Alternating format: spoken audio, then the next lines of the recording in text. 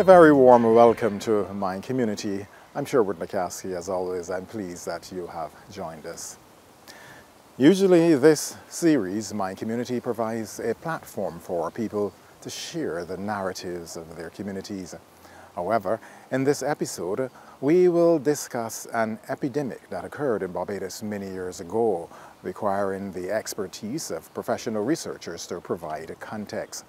Led by Dr. Henderson Carter of the Department of History and Philosophy of the Cave campus of the University of the West Indies, along with his colleagues and students, extensive research has been conducted to shed light on the cholera epidemic in Barbados. This collaboration between the two departments presents a unique perspective. As we reflect on the swift response to the first reported case of the coronavirus in Barbados, it prompts us to ask the question, how was the cholera outbreak managed? But finally, it struck in 1854. And what was the source? Now, there are a lot of theories on this. Some people argue that it was stale fish being sold in Bridgetown. There was a glut of flying fish. The fishermen had a bumper crop of flying fish, and they brought them onto the streets of Bridgetown to sell. But after a couple of days, they hadn't managed to sell them all. And so they cut the price to 12 flying fish for a penny. And the poor folk in the town bought it. But of course, by that time, the fish was half putrid. There's no refrigeration or whatever in those days. So a lot of people got sick from eating the rotten fish. And the theory was this is where the disease had originally got hold. But I think a more important point has to be made, that cholera most certainly arrived from a ship coming from St. Croix. A ship called the Derwent had just arrived from Jamaica, and en route from Jamaica, several of its crew had died from cholera. Remember, there'd been an outbreak of cholera in Jamaica. Now, this ship is said to have come from either Jamaica or St. Croix. We're not exactly certain which port it came from. This ship was said to have arrived along Carlisle Bay. And apparently, a man died on the ship, and his clothes were brought ashore to be washed at Beccles Spring. Now, in those days, people did not throw away clothes, especially clothes of the dead. Those clothes could be reused. And those clothes were washed, I believe, with the expectation that they'd be used by somebody else. And that caused the problem in Barbados. It is said that the woman who washed the clothes and probably took them home, her daughter was the first person to fall ill. And it happened around 14th of May, 1854, when her daughter attended the Sunday school class at Bethel Methodist Church in the city. And the teacher recognized that this little girl was not feeling well and asked her to go outside and get some fresh air to recover. Unfortunately, the girl never recovered, and within hours, she had lost her life. And then after that, maybe a few days later, there was the Goodrich family. The Goodrich family was a good example of the loss of the entire household in a fell swoop. The Goodriches lived in Lightfoot Lane, and Mr. Goodrich worked on the wharf. And one day, early in the spread of the disease in May, he was one day not feeling well, so he came home to rest. And in a matter of hours, Mr. Goodrich was no more. He had died. And within about 5 days or so, 6 other members of his household had also expired. Take, for instance, on May the 26th, the situation at Mr. Goodrich's house, he had already passed away. And the situation at his house was that there was a young lady, maybe one of his daughters, who was very ill, seemingly in the final stages of the disease. And she was lying there dying. 2 young children were dying on the knees of a charitable neighbor. They were in a bedroom, and this neighbor had them on her knee, and they were dying. Still another adult lay dead already on the couch in the living room. And at the time, when Mr. Butcher visited that house, he said that while he witnessed all this going on, another corpse was already in a coffin and was being carried away. So the Goodrich household was decimated, all in one fell swoop. And then it progressed all through Bridgetown. Like Foot Alley, Fairchild Street were some of the areas where the epidemic spread quite quickly. And into the sort of swamp area around Constitution River. In those days it was called Ribbett's Pond, that area. It then went to Nelson Street and beyond Nelson Street. It went down Mason Hall Street to Cheapside, and eventually, of course, to Chapman's Village, King's Village, and Church Village. And Church Village was one of the worst places because it was very densely populated. And so it suffered very, very badly during the outbreak. So that from Gemma's Lane, the disease spread to places like Colmarock, Nelson Street, Cheapside, and within a short space of time, people were dying at an alarming rate. So that we have, therefore, the governor finally admitting and posting handbills all across the country that the Asiatic cholera had arrived in Barbados. Once it was detected, though, efforts were made by the authorities to stem the tide of the disease. So some initiatives were put into place and some efforts were made, and these included public officers and private citizens offering their services to the government to try to help with stemming the tide of the disease. The legislature would vote £600 sterling, and that would be placed at the disposal of the commissioners of health. A private subscription was also started by the officers of the garrison, also of merchants and other private citizens. And they amassed about $1,000, which they used to provide medicines and to pay agents then to administer those medicines to the people who were suffering from the disease. And this is early days, right? During the coronavirus outbreak in Barbados, numerous individuals stepped forward to offer their assistance. Similarly, in 1854, a group of gentlemen volunteered their services to the Board of Health. What specific roles and responsibility did these men undertake during that time? Going from house to house and checking on the occupants of those houses to see who was in good health and who was not. In the early times, they would administer certificates to those who they considered to be in good health. After a while, and the disease started to really spread, they stopped doing that. And they would check from house to house still to make sure, if people were ill or not. The authorities also gave out lime, what we call white lime. And that was used for the people to wash down their yards, right? And several thousand gallons of water were also delivered daily to households, so that the authorities were making strides in trying to do things to kind of calm the disease down. Isn't that familiar? Meanwhile, what is occurring all across Barbados? The cholera outbreak is making its way to the rural areas of this island. How did the situation come about? Members of the clergy of St. George, they knew that it was only a matter of time before this illness, this sickness, this death would visit their parish. So they made preparations. They went out into the communities, into the districts to warn parishioners of the coming illness. They taught them some of the basic techniques in hand washing and basic techniques of sanitary hygiene and general cleanliness.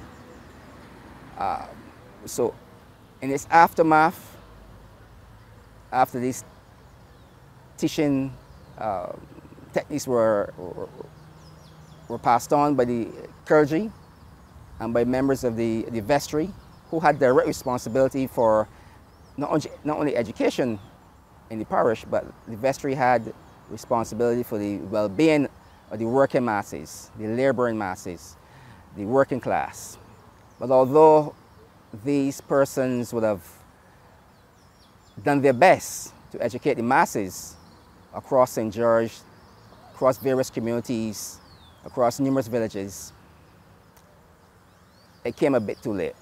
These and many other initiatives were employed to halt the disease, but to no avail because it took off like wildfire anyway.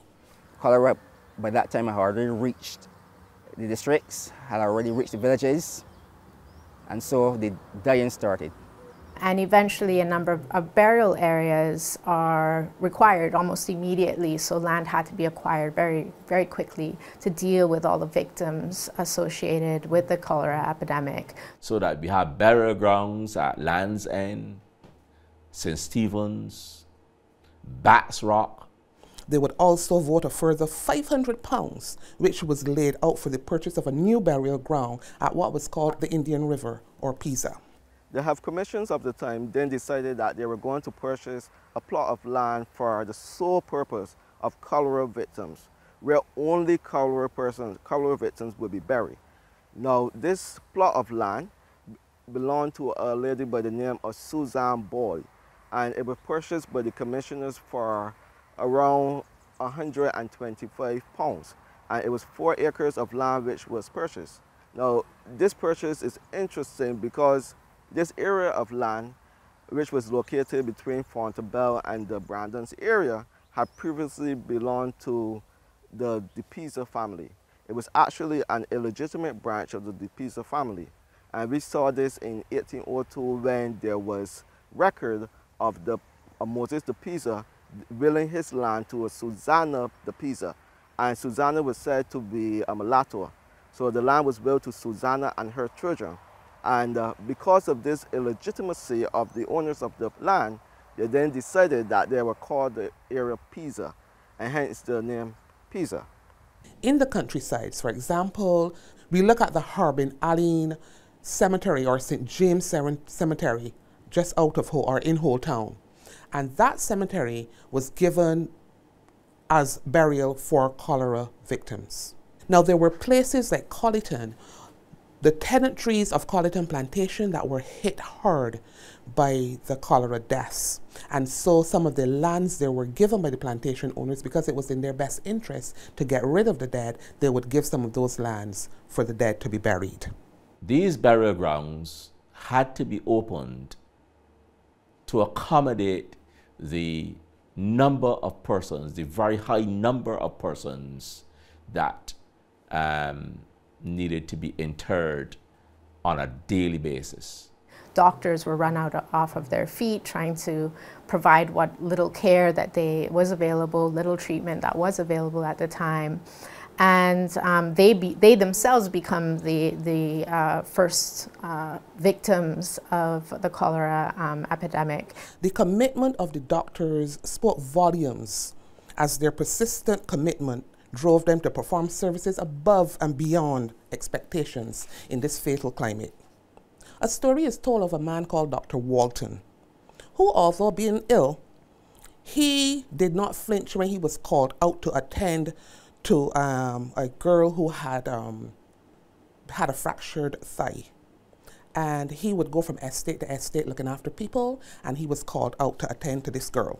While he was on his way to attend to her medical situation, his gig, and that was struck by a lawless carter. A carter was somebody who drove those carts, animal-drawn vehicles as well, sometimes drawn by oxen.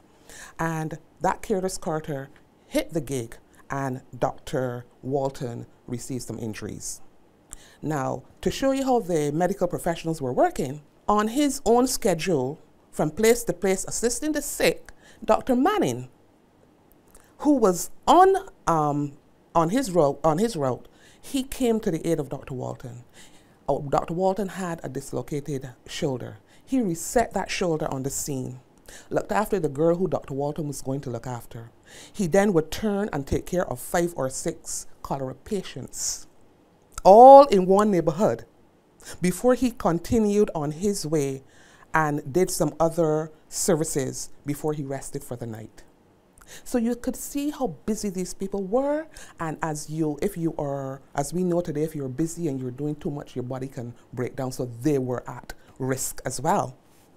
It was a grueling campaign, but the medical practitioners, they stayed the course, even unto death. So talk about heroic, they were heroes. And of course, women, there's a great toll on women caring for their families during the cholera epidemic.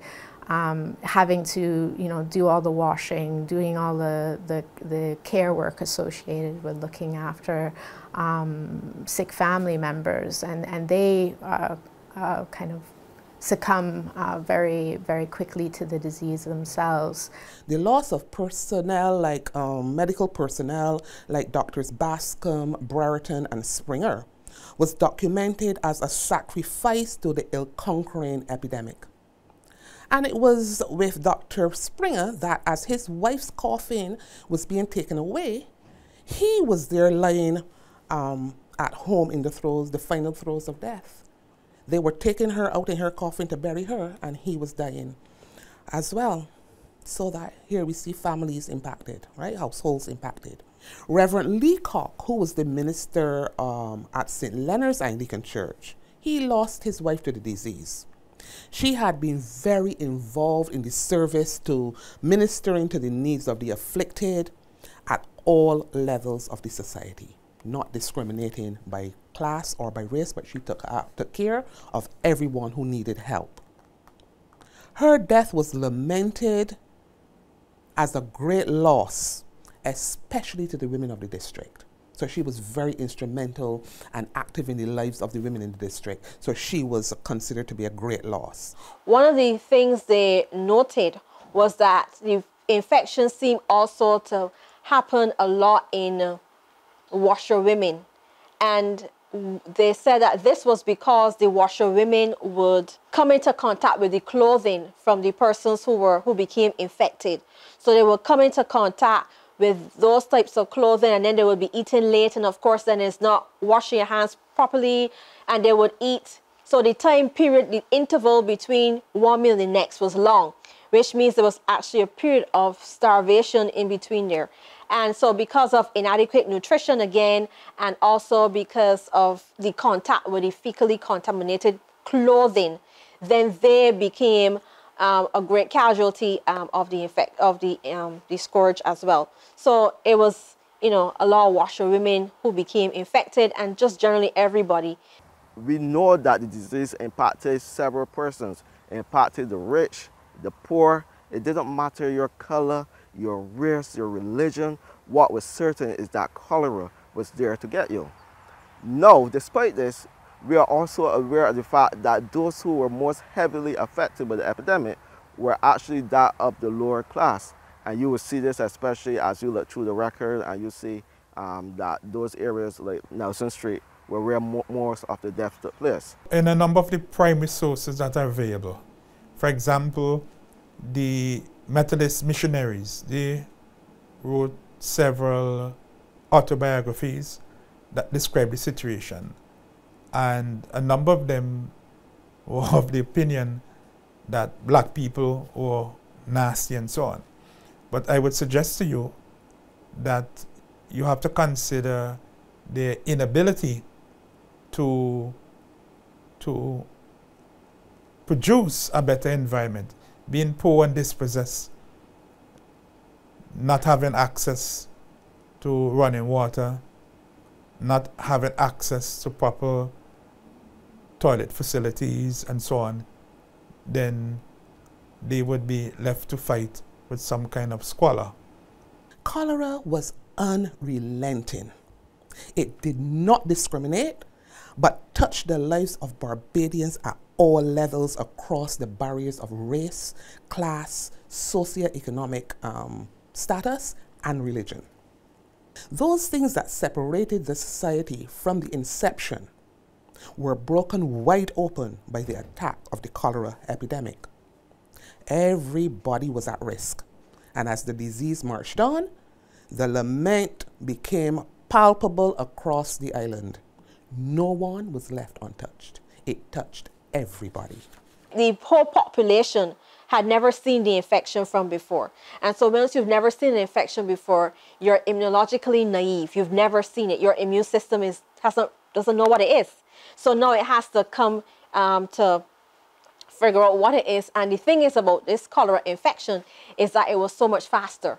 You know, the progress was so much faster. It seemed to have been very severe because a lot of persons died very quickly. It was a short time period in between persons getting in contact with the infection and persons dying. The normal incubation period for cholera is 24 to 48 hours. That's a day to 2 days, which is relatively short. So it didn't take long, particularly for that very severe type of cholera, to be causing that type of massive outbreak in Barbados, where a sixth of the population would have died at the time. Persons who developed this infection would have initially presented with what they said to have been seizures. So it looked as though it was seizures, and then they presented with what the characteristic feature of cholera, which is called rice water stool. So initially, with cholera, you will get the abdominal cramps and so forth, and then you're going to get, and then you will get some diarrhea, which will contain fecal material, and then after that, you're going to get the characteristic diarrhea, which is this rice water diarrhea. So it looks as though, the diarrhea looks as though it's the water that you wash rice in. It has that kind of white look to it. And the amount of it is so great.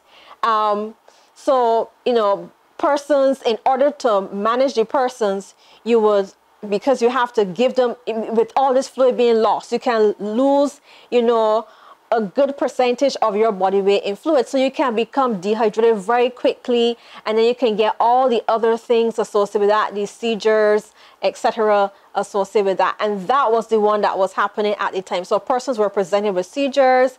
And so because, you know, persons weren't actually thinking or knowing what it was, because at that time they believed that it was associated with fatigue. They believe it was associated with anxiety, and so that's how they were managing it. You know, if you have anxiety or if you have fatigue, that's the cause of cholera.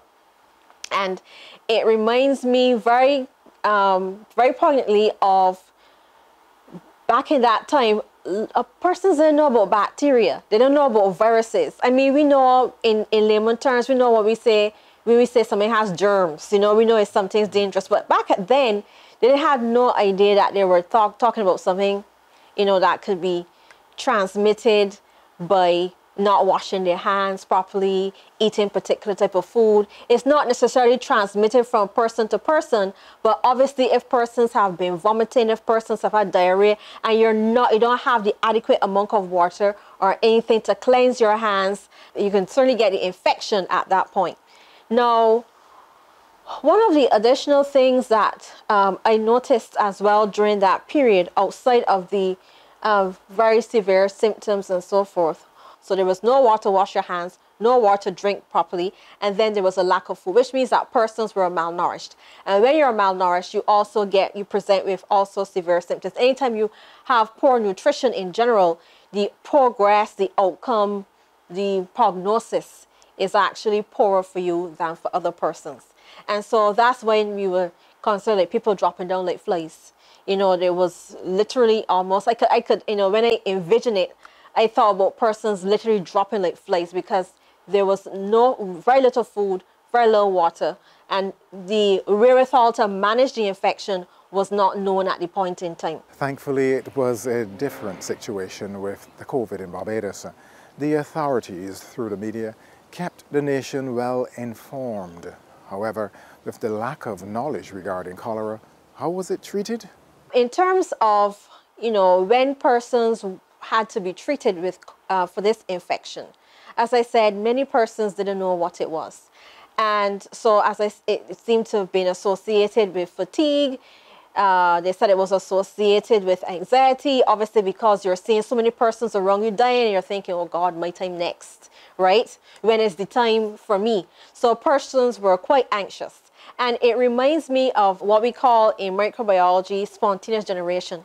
It was the belief that if you have a pile of rags in a basket and you saw rats coming from it, that the rats actually came from the piles of rags in the basket, and not that the basket itself was used as the ground for them to breed in and to produce more rats. So they thought that the rats were coming from the rags themselves. And so this spontaneous generation theory was later dispelled by biogenesis, because people thought, it was just, this spontaneous thing in the air that will cause things to happen.